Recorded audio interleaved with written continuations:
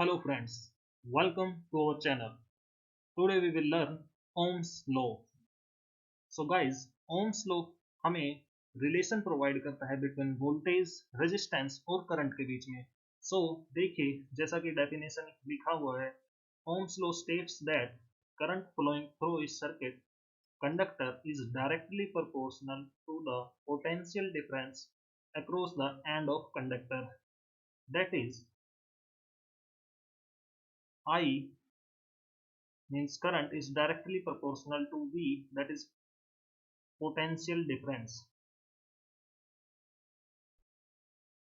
Okay, we will write it as V is directly proportional to I, and यदि हम directly proportional का sign हटाएंगे तो हम एक कांस्टेंट यूज करेंगे यहाँ पर R, जो कि है resistance. V is equals to RI. Okay, this is Ohm's law. अब हम ओम्स लॉ को ग्राफिकली कैसे रिप्रेजेंट करते हैं और ग्राफिकल कैसे रिजल्ट्स लेकर के आते हैं, चलिए देखते हैं.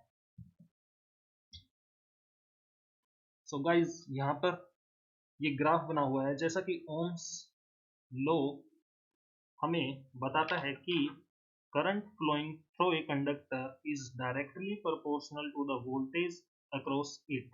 मीन्स हम एक्स एक्सिस को वोल्टेज लेंगे और यहाँ पर होगा करंट. जो स्लोप होगा वो होगा tan theta, which is equals to 1/r.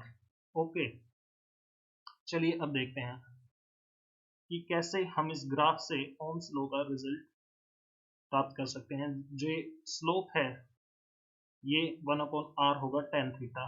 अब मान लीजिए हम यहाँ तक एक डिस्टेंस ले लेते हैं जो कि हो गया 1v, और यहाँ तक एक डिस्टेंस लेते हैं जो कि हो गया 1i.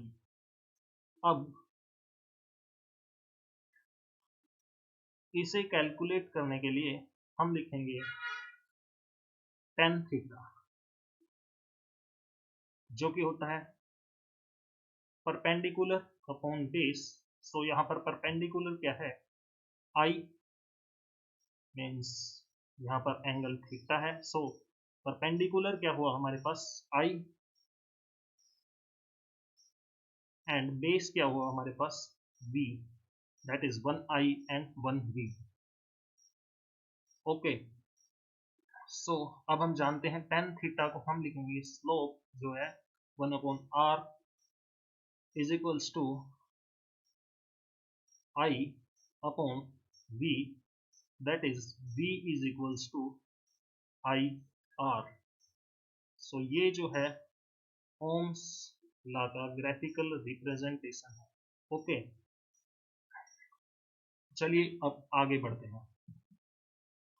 गाइज, अब हम ओम्स लॉ को याद रखने के लिए कुछ ऐसे भी समझ सकते हैं कि मान लीजिए ये कोई एक सरफेस है, नॉर्मल सरफेस.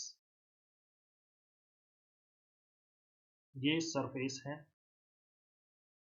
यहाँ पर दो कंटेनर रखे हुए हैं. ये है हमारे पास पहला कंटेनर,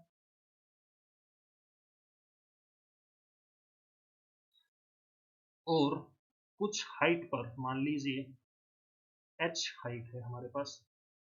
ये दूसरा कंटेनर है जो कि सरफेस पर नहीं है, कुछ हाइट पर है पहले वाले कंटेनर से. अब हम एक पाइप को कनेक्ट करते हैं इन दोनों कंटेनर से. तो देखते हैं कि जो पानी है इस कंटेनर में वो इस कंटेनर में आएगा. तो यहाँ से हम क्या लिख सकते हैं, अब हम इस कंटेनर को इस हाइट पर न कर और ज्यादा हाइट पर कर देंगे तो रिजल्ट क्या होगा. ऑफ कोर्स पानी ज्यादा स्पीड से इस कंटेनर में आएगा। ओके,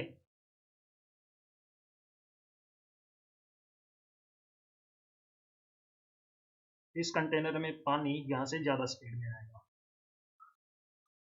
ओके, तो यहां से हम क्या देख सकते हैं कि flow of water, that is मान लीजिए F, flow of water is directly proportional to height of container. Okay, जैसा कि यहाँ पर देखा कि जब कंटेनर ज्यादा हाइट पर है तो वाटर तेज गति से फ्लो होगा। ओके, अब दूसरी कंडीशन देखिए।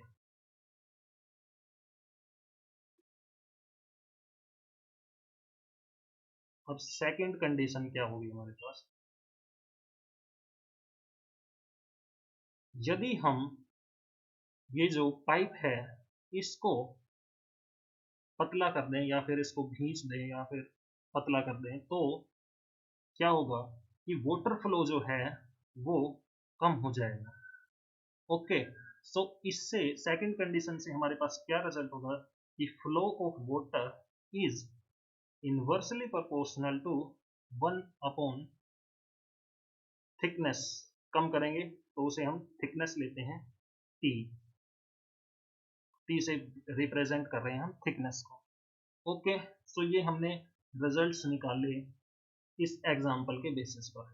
अब हम इन रिजल्ट्स को कंबाइन करें तो लिख सकते हैं कि F is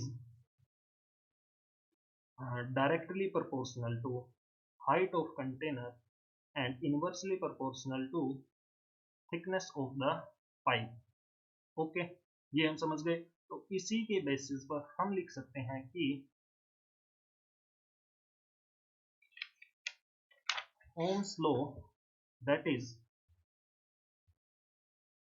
I is equals to current flowing in the circuit is uh, directly proportional to voltage across the circuit and inversely proportional to resistance of the circuit.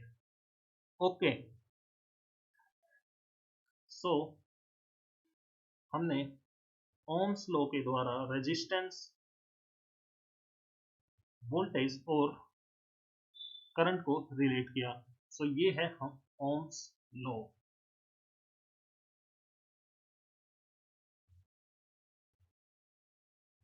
हमने ये एग्जांपल लिया ताकि हम ओम्स लॉ को remember कर सकें अच्छे से। चलिए अब हम आगे पढ़ते हैं।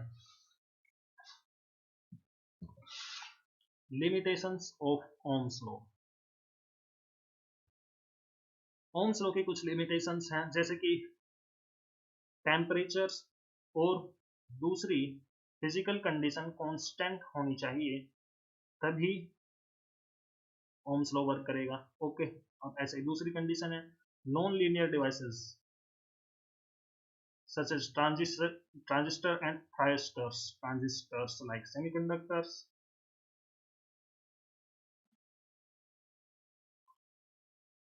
thyristors like हम कह सकते हैं SCR means silicon control rods। ये कुछ नॉन लीनियर डिवाइसेस जिनके लिए ओम्स लॉ वर्क नहीं करेगा। Ohm's law only linear devices के लिए वर्क करता है। ओके, सो गाइस हमने देखा हम कैसे कैसे ओम्स लॉ निकाल सकते हैं। डायरेक्ट डेफिनेशन से हमें याद करना है V is equals to I R, पर इसको याद करने के लिए हमने ग्राफिकल रिप्रेजेंटेशन से देखा और एक जनरल एग्जांपल लिया करंट, वोल्टेज और रेजिस्टेंस को रिलेट करने के लिए। इसके बाद हमने इसका लिमिटेशंस पढ़े। Okay, so guys that's all for now, thank you.